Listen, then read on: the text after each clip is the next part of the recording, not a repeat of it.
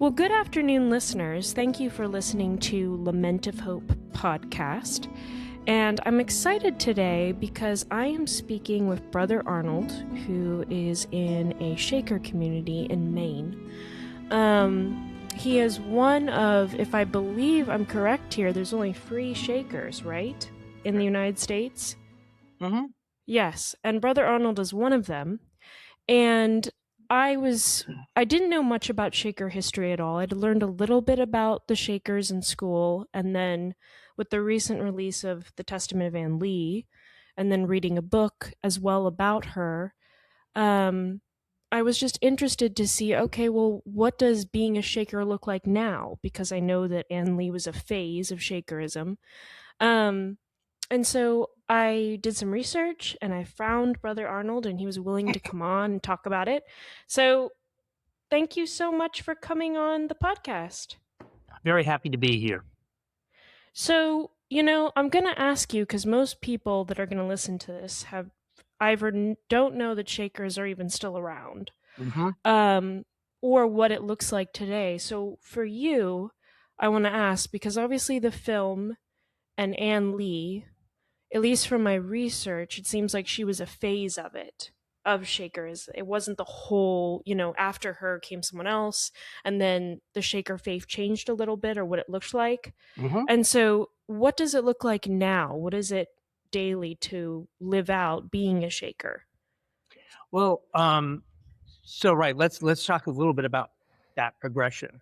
Mother Ann is responsible for bringing Shakerism to America. Yes. And Yep. so she was actually a part of the phase herself, because there was a church before she was in England. But then when she comes to head it and has her very pronounced views, and especially about celibacy, it takes only the inner core who stay loyal to her and comes to America. So, and then she has a very short ministry. She's only here in America for 10 years before she dies. And then there's a new young leader who came with her from England, James Whitaker, but he's only here for 3 years and he dies. And then it becomes a very American church. And what we tend to think about Shakerism today has to do with the entirety of American, because it was Father Joseph Meacham, who had been a Baptist minister before he was converted. It was his vision about taking us out of the world and joining us into communities, and how the community then gets built up, the order in which it is used in our daily life and all of that. And then, of course, that evolves too, because, as times change, industries change, people change, all that stuff changes. Yeah. But the basic core of the life is still the same. And that goes back to a saying of Mother Ann's, hands to work, hearts to God. We always labor because we have to provide for ourselves. And the genius of Mother Ann was that she was able to elevate work into a form of prayer.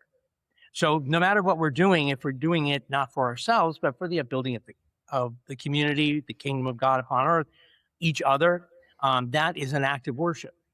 So we're doing all of this work, not thinking of it as being so tedious, and how necessary it is. Also, the thing is with Mother also always physically worked. She labored. Yeah. The testimonies are really full of the fact of she was not only a humble person, but how vigorous she was with her hands.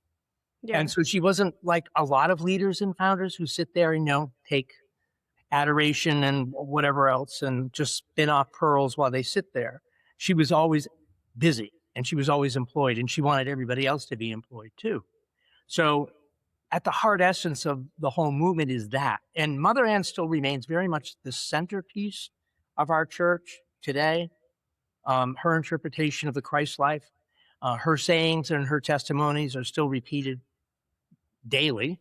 And so she remains at the heart of the church. And we're in February, which is her month, because she was born on February 29th. So we will have a special celebration on the 28th this year, obviously, because we can't do the 29th, and commemorate her birthday. So she's still there and very much a part of it. Our daily life is pretty much the way it has been since the early 1800s, I'm going to say, the way it works. So we don't have a rising bell anymore. So people get up when they need to get up and say your prayers privately in your room. Then we have a communal breakfast at 7:30. Everything is still community. So Okay. we dine together 3 times a day, breakfast, dinner, and supper. And we'll have breakfast at 7:30. When we're finished eating, we then have the first communal prayer service of the day. Then we go to our work, whatever that might be. We meet again at 11:30 for midday prayers, and then the big meals at noontime, dinner, and then we go back to work. And on Tuesday, Wednesdays, and Thursdays, we have different things that happen at 5 p.m. So tonight, being Tuesday, we will have a singing meeting. And tomorrow night it will be Shaker Studies, and Thursday night it will be Shakerism 101, which is a good introduction into Shaker theology and thought for like Sister April, who's a new member. And otherwise, we come together at 5:30, and we have supper then, and the evenings are generally speaking free. So we have a sitting room where we can come together if we wish to. We have a television. We take some newspapers and other journals that we can do reading and whatnot together, and Yeah. people go to bed whenever they need to or want to. The only change in this during the week is Sundays, where we do no unnecessary work. And there's the one service that's open to the outside world, which is we call church meeting. So we have public meeting every Sunday at 10 a.m. And that, what does that look like if you have people coming to visit? Is it what it would have been during Mother Ann's time, where it was? Oh, whoa. Well, so, the movie really doesn't depict her life and her testimony very well at all. And a lot of it has to do with most of that was all kind of based on things that happened 30, 40 years after her death. So when Mother was alive, there were no costumes. We didn't have a uniform. Um, we were Pentecostal in her day, which means everybody was doing everything and it was individualistic. So some people might be twirling, some people might be speaking in tongues or singing or somehow moving Yeah. around, but it was like bedlam. And Father Joseph didn't like that at all. And so that's when the dance steps start coming in his time period. And they get evolved out over time. We have dances, and then they slow down in marches, and then finally they stopped any form of any form of physical movement around 1900. Okay. And so today it's that same meeting, only without the movement. And we start off with some Bible readings, and we have right here because I was looking up a song.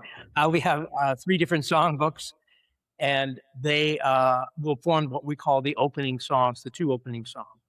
And then the meeting is open to the moving of the Spirit. Anybody who wishes, not just the community, but our visitors as well, will be able to get up and speak, offer a testimony. And generally, as an amen, someone will think of a Shaker song and pitch it up, and everybody who knows it joins in and sings it. It usually lasts about an hour, but whenever the gift is up, the gift is up, and we have a silent prayer, and then the meeting is dismissed. Can I ask, because the community consists of 3, right? Hmm.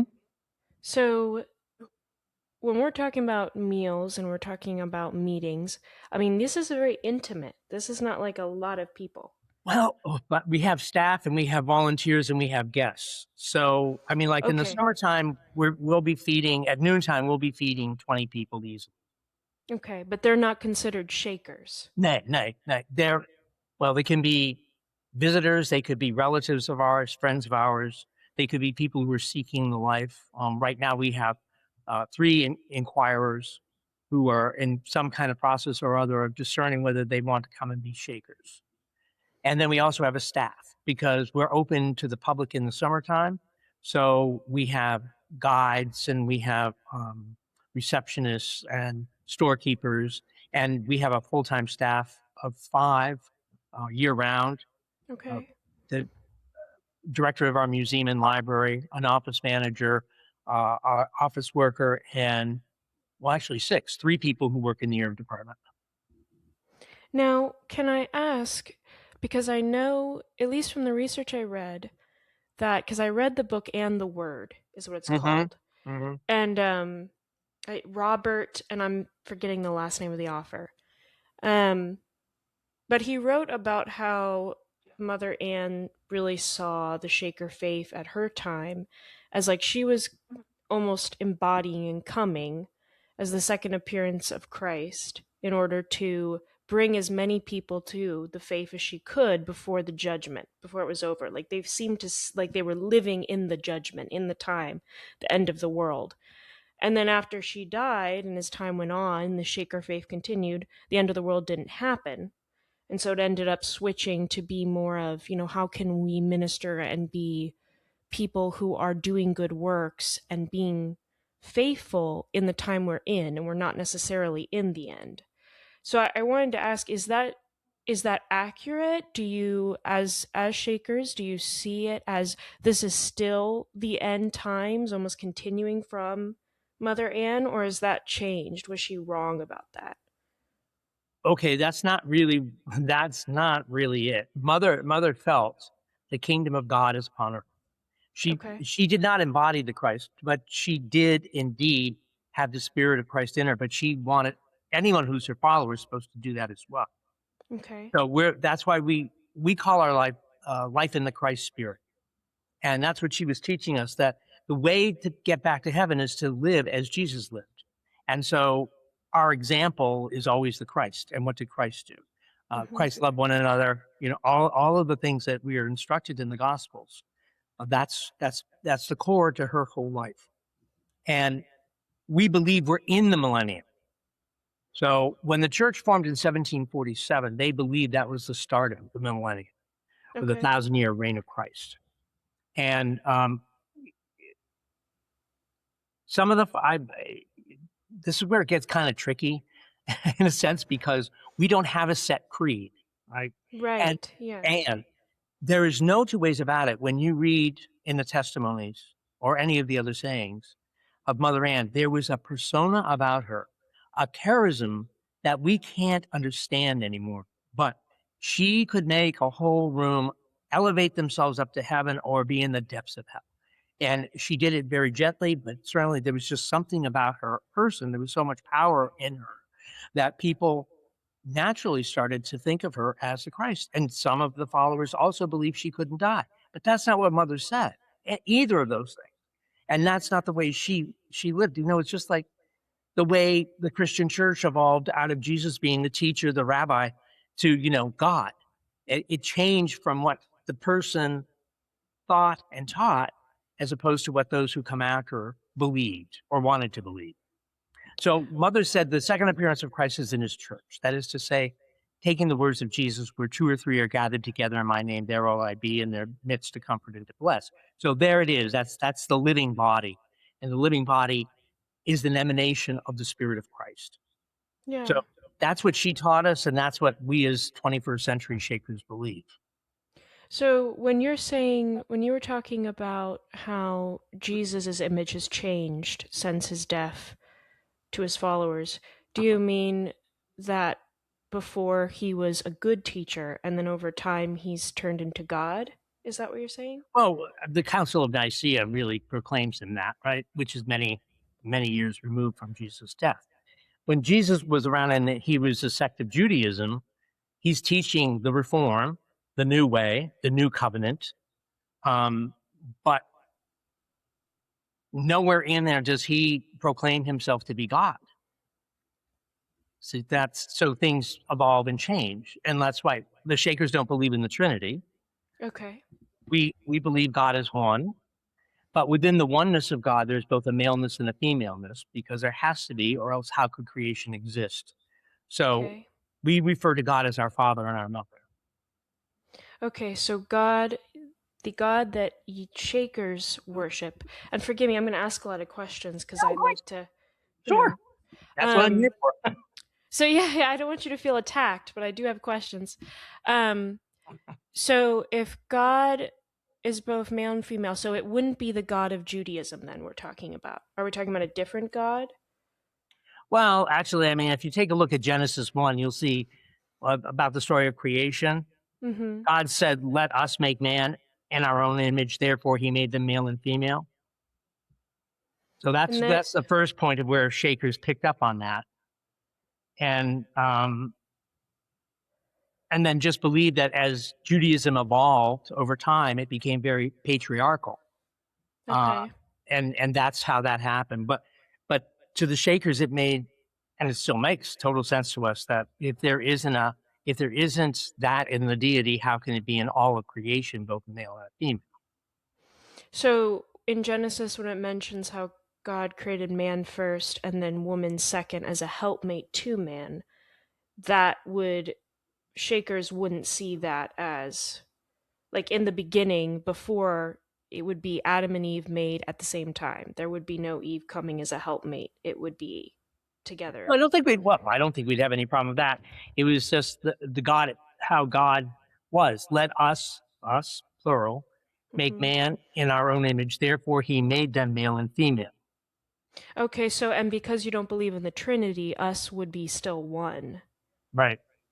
Okay, so it's not three and one for Hey, it's you. It is one. just And one. and God is all spirit, right? I mean, Hmm. we don't see God as being a corporal being whatsoever. So Okay. within the spirit that is God, there's both the maleness and the females. So, because when I was looking at your website and just kind of exploring a little bit, it did mention, or maybe it was an article I came across too, and maybe this would be inaccurate, saying that the Shaker faith, part of the Christian sect. But you do believe very differently than if you asked a typical Christian, because a Christian would Yeah. say they believe in the Trinity, Right. right? And to not believe in the Trinity would be to not be a Christian. Like that's just part of being a Christian. And Hmm. then they would say that Christ came in human form, and so God came in human form, so that means not God is not all spirit. So those two things already. So you I don't think a Shaker would say I'm a Christian, Yeah, we would. Yeah, because I mean, our whole life is based on the life of Christ, his life, his mission, his teachings. but not Absolutely. But as we see Christ. So for the Shakers, Jesus was not born divine. okay. Um, and it happens at his baptism when the Spirit descends upon him like a dove and rests Okay. upon him, and you hear the Shekinah saying, "This is my son, my beloved, on whom my favor rests." And again, you see either a deeper or a second Christing when he's on Mount Tabor with the disciples, and the cloud comes over him again, and they see him dazzling white and representing the new dispensation with Abraham and Moses on either side of him. Um, so it was at that point that he became the Christ, and that's when the teachings begin. That's when all of the everything of his whole life really starts. Which is why Mark Okay. doesn't bother with any of the birth narratives, and that's the oldest known gospel. But the thing of it is just I think we just need to focus on the fact that if we're Christians, we need to start really reading the Gospels more and stop reading the other things because that's not Christ.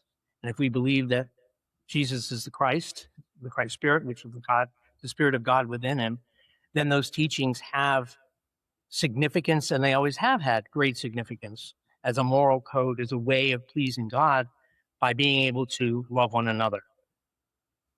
So and forgive me, but I'm thinking here. So if Mother Ann, she said the spirit of Christ was within her, right? And then Right. each Shaker would then have the spirit of Christ within them because they would be seeking to mimic and be like Christ. Right. But if Christ wasn't born divine, but was divineness was granted onto him, would that mean that each Shaker becomes divine upon becoming a Shaker? I only wish. Um, nay, nay, nay. The Spirit of Christ is something that we believe is inside all people. Really, it's that Spirit is there, and the idea is to try to pull it out to bring it to the forefront. That Spirit, which is goodness, which is kindness, which is compassion, which is mercy, which is all of those things, and many more things. And we just seek in our life to die to ourselves and selfish natures so that we can indeed be born. And that's the other thing. Shakers look upon baptism as something that happens to us over and over again. It's not immersion in water, it's the immersion Okay. in spirit. So that's something that happens to us as much as we are open to it. Mother Ann called it that we were to be baptized even so unto death. So that each day has the ability in it to be not only just a new day, but a new life in Christ. So it's the resurrection life, we call it sometimes too, being redeemed from the earth.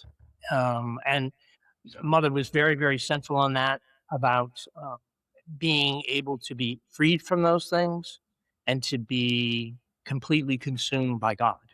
Okay.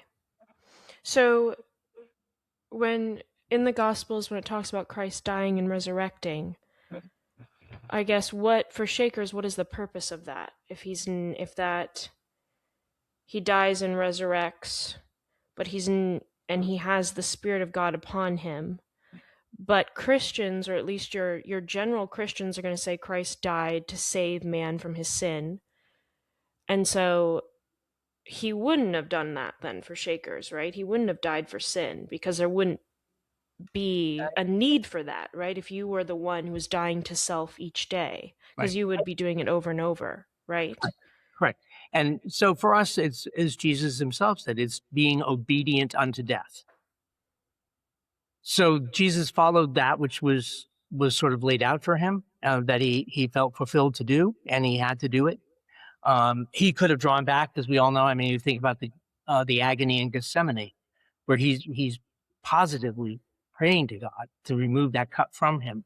He didn't. He saw what was coming. He knew what was going to happen, and he didn't. Obviously, I don't think felt up to it. But as he resigns himself to the will of God, in that, but thy will be done. As Mm-hmm. he practiced out, he lived the fullness of his faith, of everything he truly believed in, and surrendered his will to God. So Jesus can die, Christ can't. I mean, the Spirit of God can't die. So I mean, at that point, that's when the Spirit in sacred theology, anyways, is removed. So to be part of God again. So when he resurrected, is that just, would you interpret that as maybe a metaphor for something else? Or, No, I don't think we have. Nay, I don't think so. I think we can certainly see about resurrection was.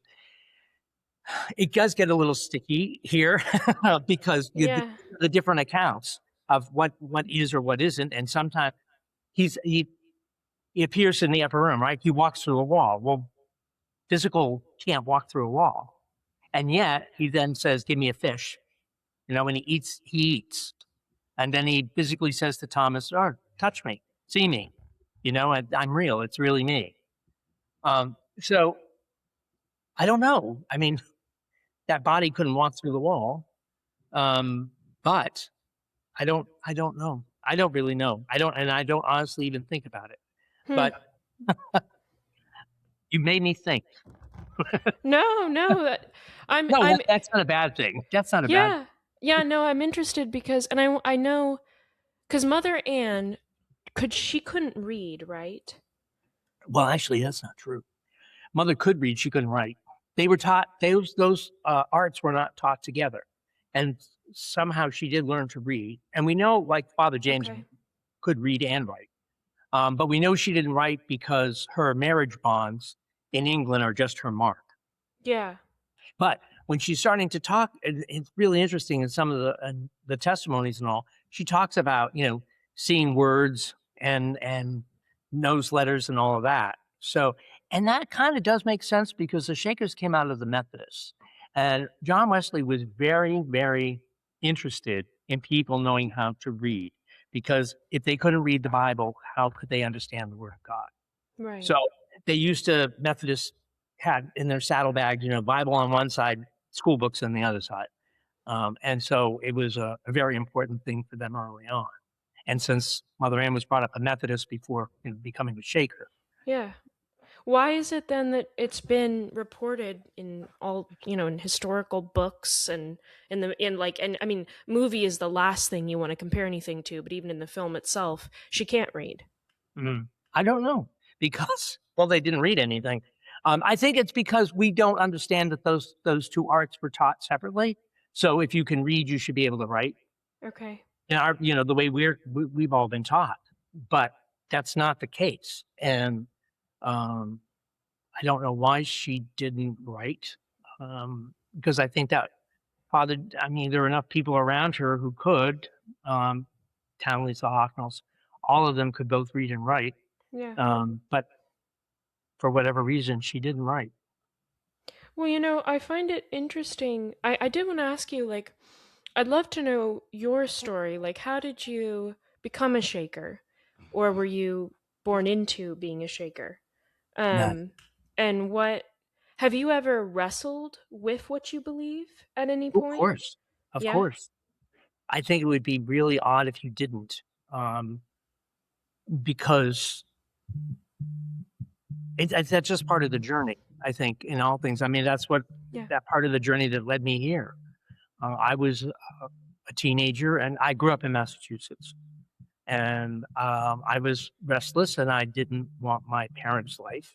I knew that. I mean, I was a child of the late '60s, early '70s, and I definitely was looking at something that was not your typical lifestyle that I grew up with. Um, and I was seeking, I was brought up a Methodist, and my family was very devoted, and, Were you I near Boston, nay, nay, Massachusetts? I'm western side of the state, Springfield, Okay.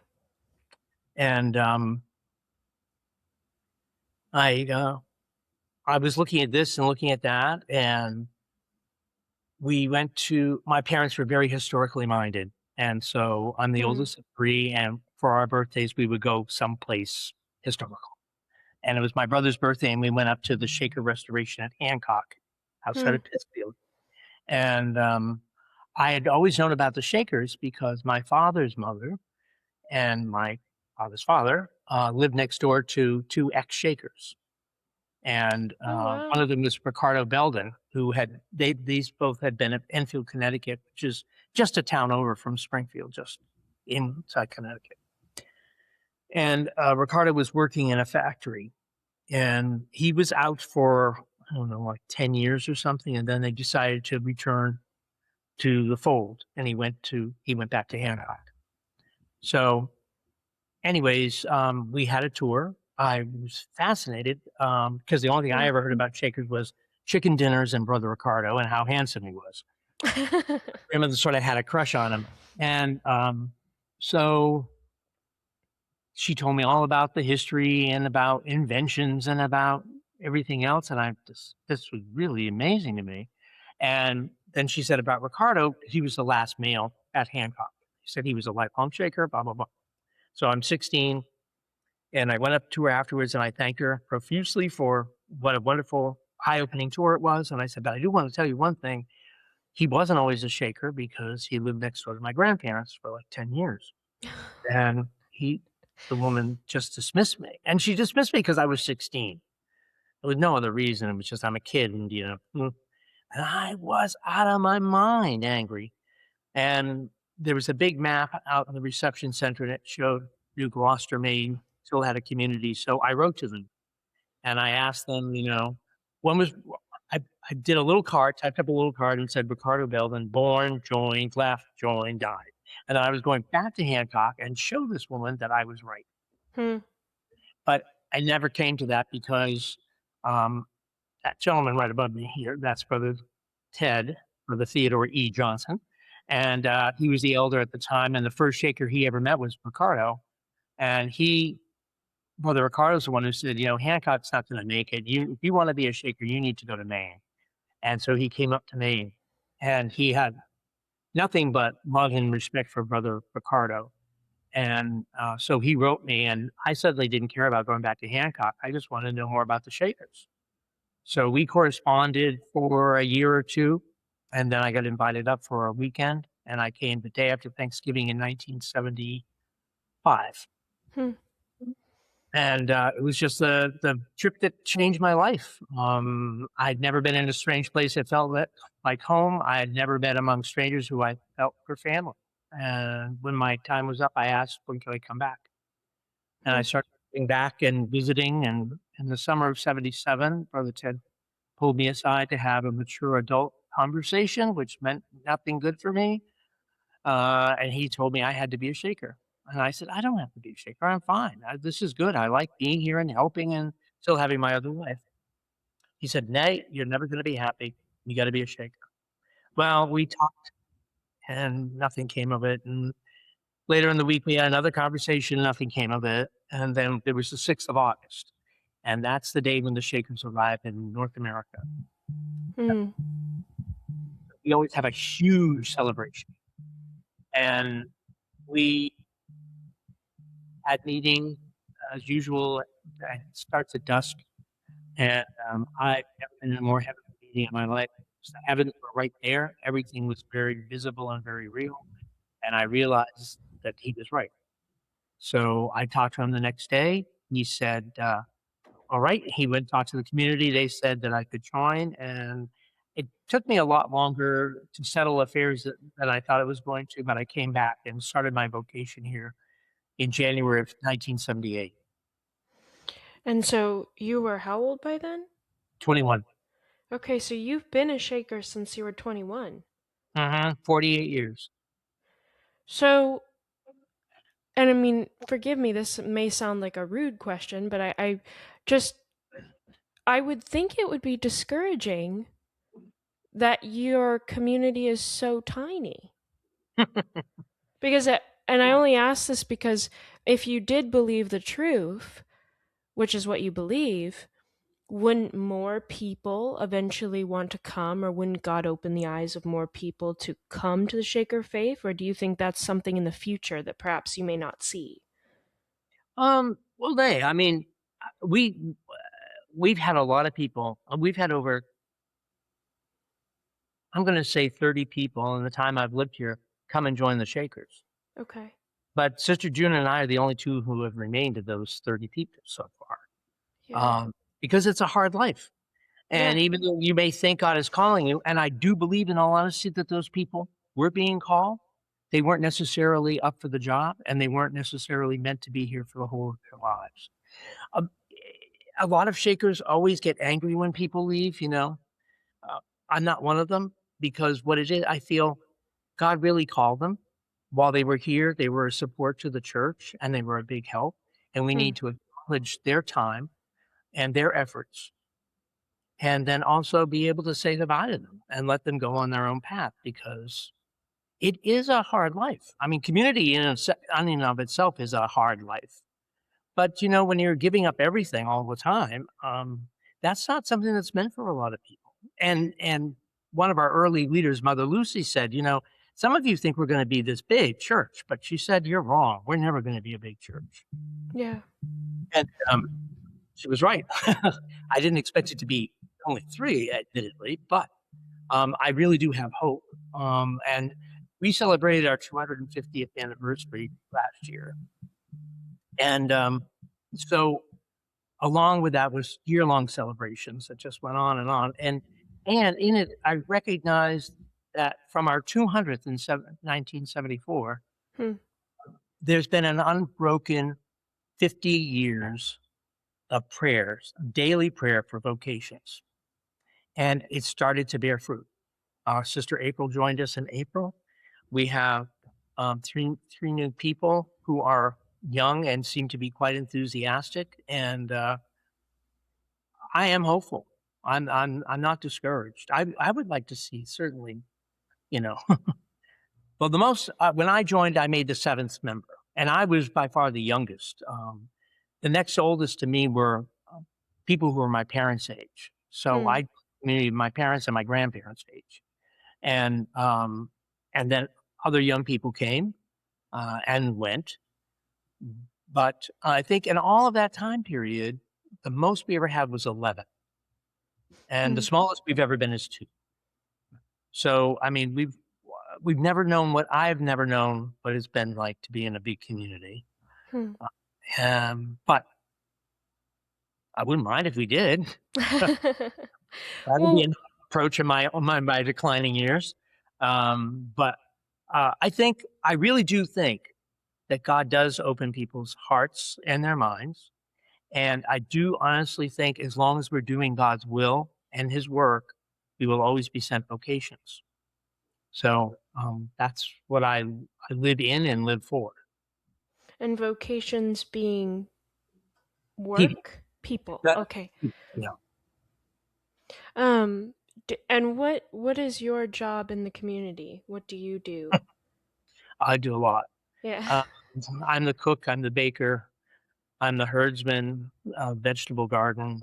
I do the correspondence. I'm the community's historian. I'm the elder and trustee, so I also take care of all of the business. I'm a caretaker. What else? I don't know. Oh, used to be a printer. I don't do much printing anymore. Uh, I think that's enough of the top 10 anyways. That's a lot. That's a lot of talents. um, do you does it get and when I mean lonely, I know you have people there so you can talk to other people, but I mean like if you're going through a wrestling of the soul for any particular reason. Cuz Mm-hmm.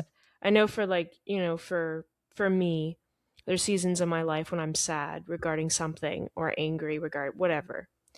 And I would think it would be harder to share those feelings and dive deep into them if the choices are a little bit more narrowed down. Like as a shaker, is it very much an internal working between you and God when it comes to hard things, or do you rely a lot on other people in the community? Or I think my own personality is that people rely more on me than I rely on them. Uh, okay. but I certainly do rely on other people. I can't do things alone, necessarily. But the dark night of the soul, which I've experienced more times than I wish to think about, that's always that struggle that goes on inside of yourself. And I mean, it's not mine, anyways, haven't been anything I could really verbalize enough, I think, to share too much with other people. People will know sometimes when I'm going through them and they'll offer a support or a prayer or whatever else. Brother Ted was always a good listener.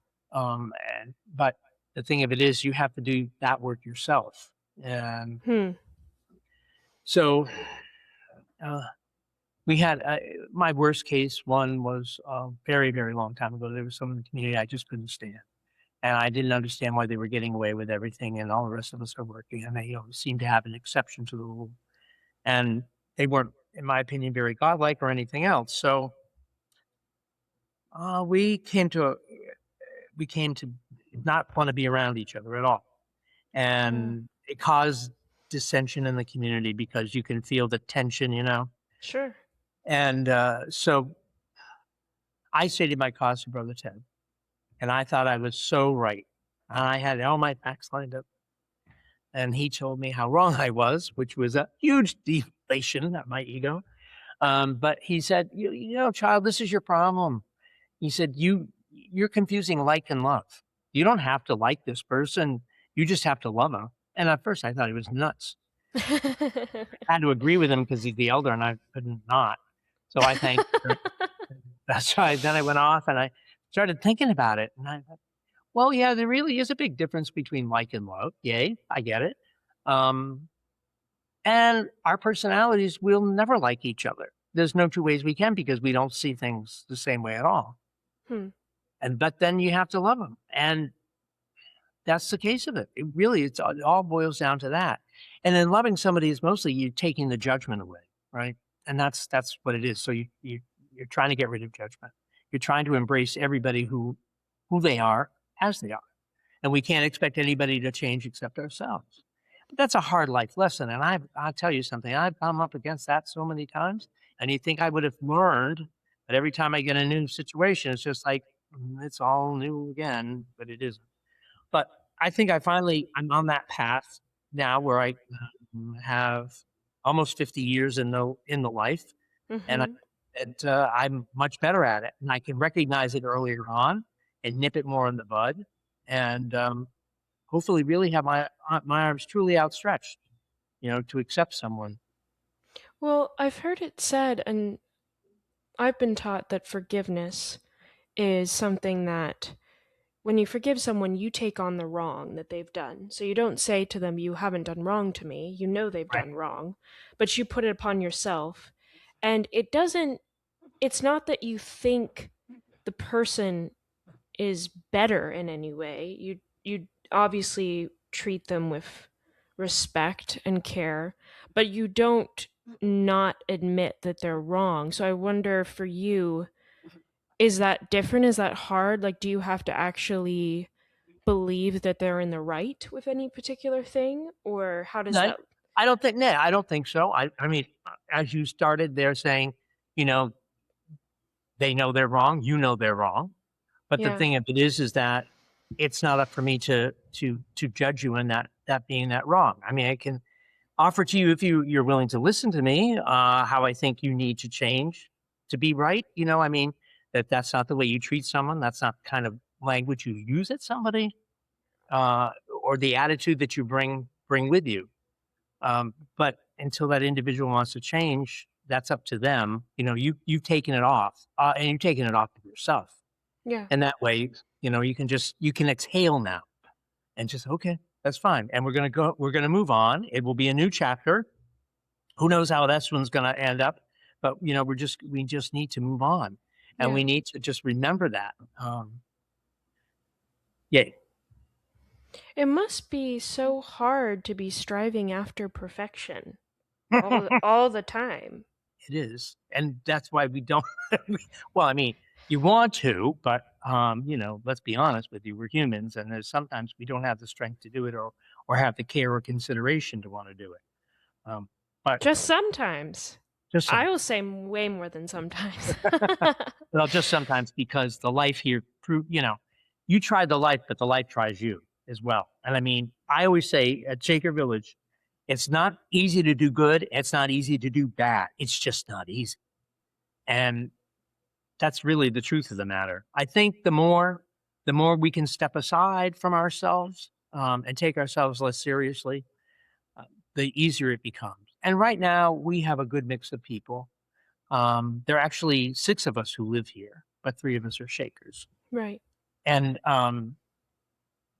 but there's a great respect among ourselves, and I think a great camaraderie, and there's a lot of joy. In fact, there's about the most joy I've ever seen since I became a Shaker, of people who are really caring for each other and really love each other. So that makes life a lot easier and a lot healthier.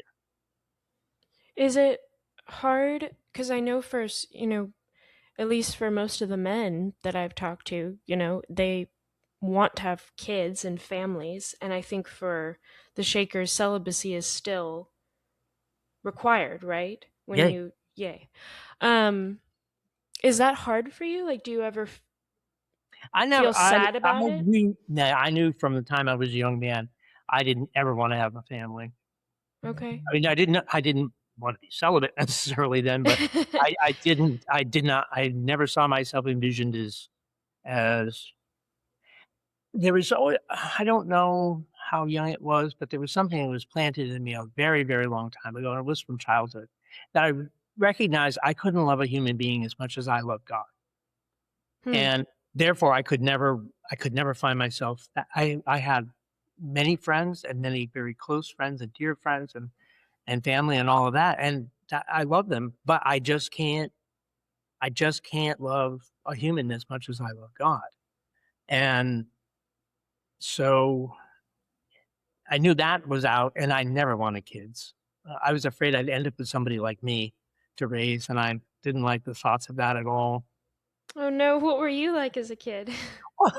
Well, I wasn't allowed to be bad, but I don't know. I just You weren't for a allowed to long be time, I bad. what's that? That's strong. So you weren't allowed to be bad. So if you made a Well, I mistake, was it the was like oldest. the end of the world, or I was the oldest of 3, and so, the burden of the firstborn, you have mm, to look after your brother and your sister. You're already supposed to be sacrificing for them anyway, stepping in for your parents, that kind of thing, and that was very much laid on me, okay.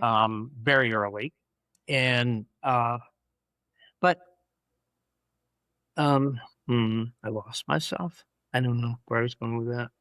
Oh, talking about how you were as a child, Oh, not yeah. allowed to be Well, bad. so Yeah. but I'm so, and I was so opposite my father. I mean, I'm named after him. I look just like him, but our personalities were totally different.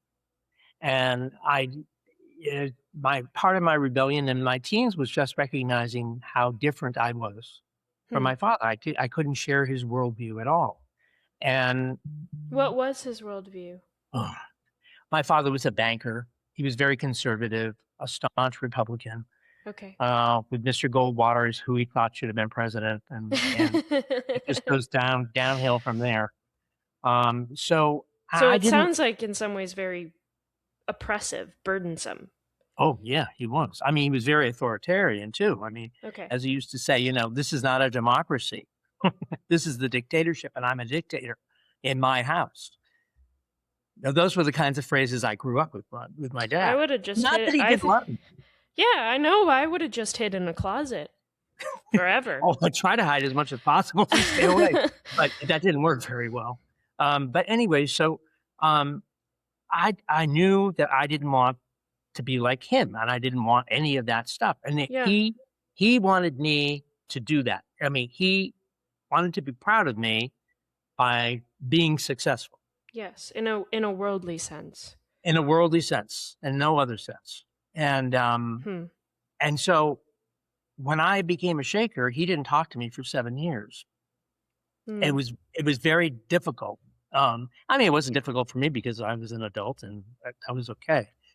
But he and I blamed him, and it took me a long time to realize I rejected him. When I joined the Shakers, I rejected everything he stood, and he couldn't see his way clear to me at all.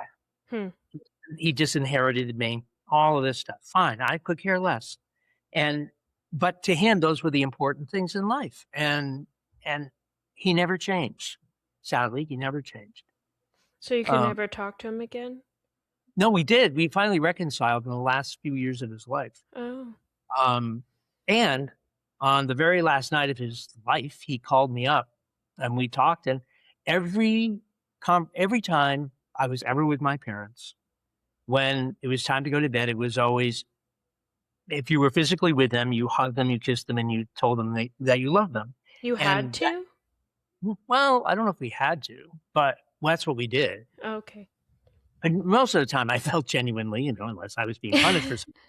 Um, but anyway, so that night, he called up to tell me some family news, and like every other time, okay, Dad, well, have a good night. I love you.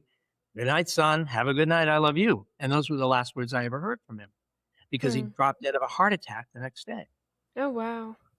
Yeah, and so I mean that was a galvanizing moment in my life too, because what made me realize, we really don't know what time we have, and that kind of furthers what Brother Ted talked about love, because you need to do that, and if you live with love, you live without regret, and therefore, I mean, my last words from my father and my last words to my father, were the same thing, and then it was genuine, whatever that means. I mean, because love is very different for different people. But, genuinely, I did love my father. Mm-hmm. It's not easy for us to be together, but I did love my father. Yeah. Was it, can I ask if people are not Shakers Mm-hmm. and you obviously believe that what you believe is right because you wouldn't believe it otherwise.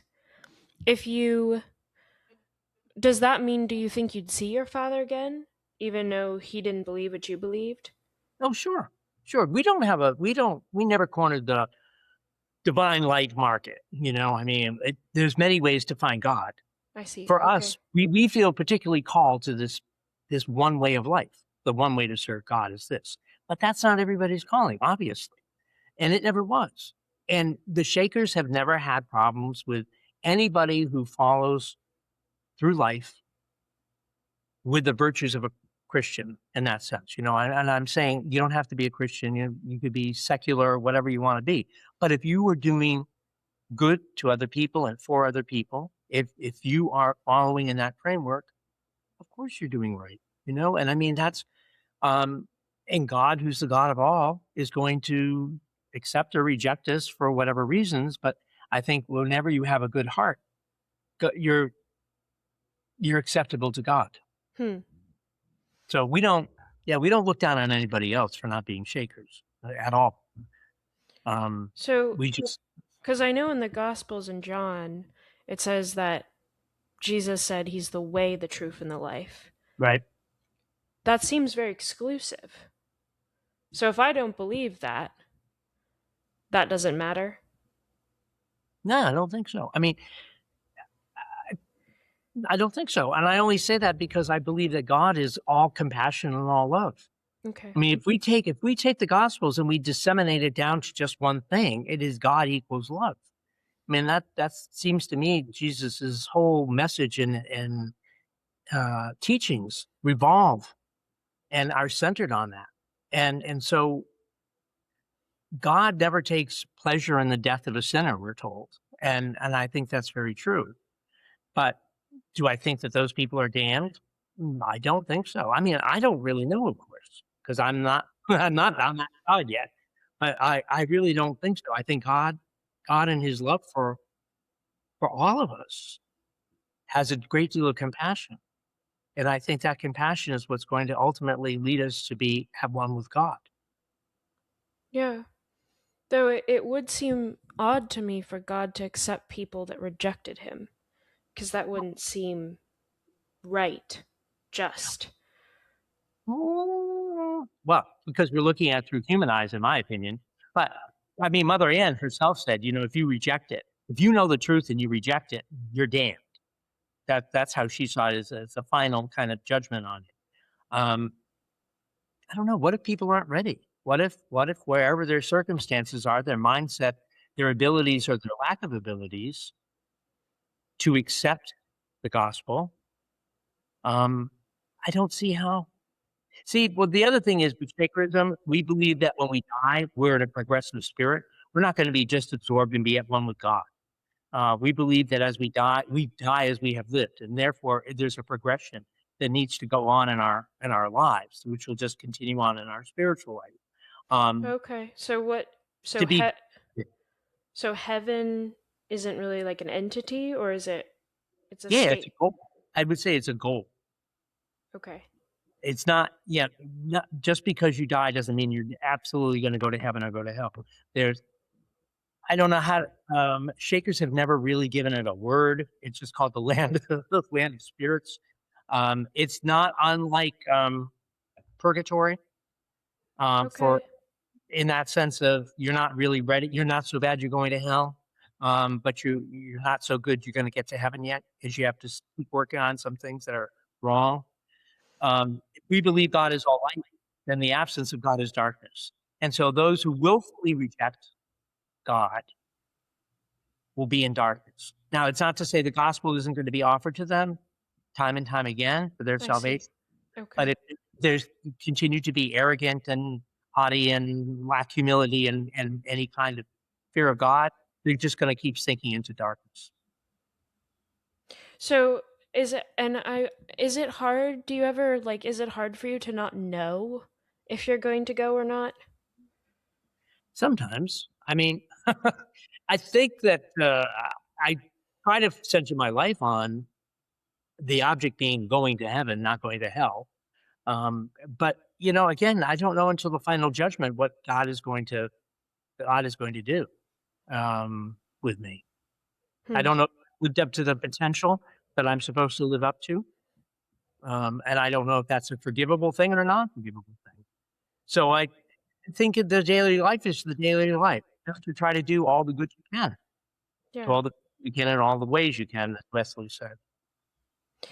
And then just as a final question, this has been so interesting. I want to ask you, I don't know how you feel about this, but I mean, do you like the idea that a film has been made and tons of people are simply interested because there's this trend of like, oh, this is really odd, abnormal, not what I typically see, so I'm going to start looking into it and I wonder what this is. Like, is that strange for you that what you believe and your lifestyle worldview would become like a something to stare at and look at? Is that odd? Does that feel Well, weird? I tell you something. That's been the Shaker's life for 200 years, 250 years.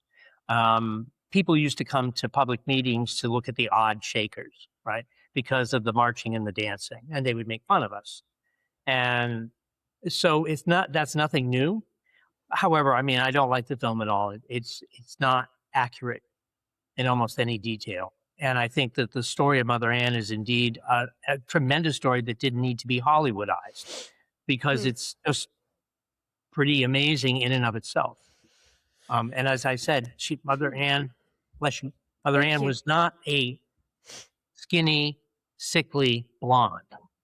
Mother was a very large woman, and she had a lot of power, and she had dark hair and piercing eyes. So that alone set me off. But I mean, the other things that went on were even worse. So it was just, it was funny. I went into it thinking I'm probably not going to like it, but I was ready to like it at the same time. But then it just all opened up, and it was just like not good, not good. So Well, I have to say, someday, Brother Arnold, this has been so interesting, and thanks for doing this. I mean, you're you're doing an welcome. interview about yourself, which you probably do a lot, so I'm very grateful. But thank you so much for taking the time. You are welcome, and it was very nice meeting you. God bless you. It was nice meeting you, too. Well, have a good day. You too. I'm about to go to the barn, so I'm going to be Okay. with the animals. Oh, All I right. love that. All right, bye. All right, bye. Peace.